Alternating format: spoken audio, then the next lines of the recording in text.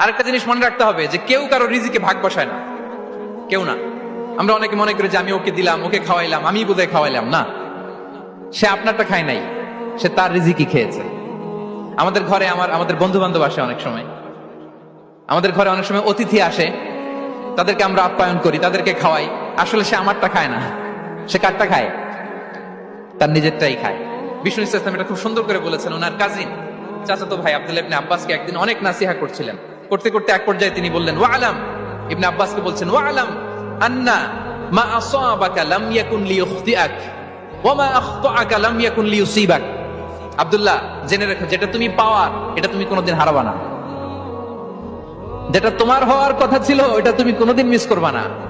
আর যেটা তুমি পাওয়ার কথা না, গোটা বিশ্বের সব শক্তিকে হাতের মুঠোয় আনলেও সেটার দেখা তুমি পাবে না, পাবে না।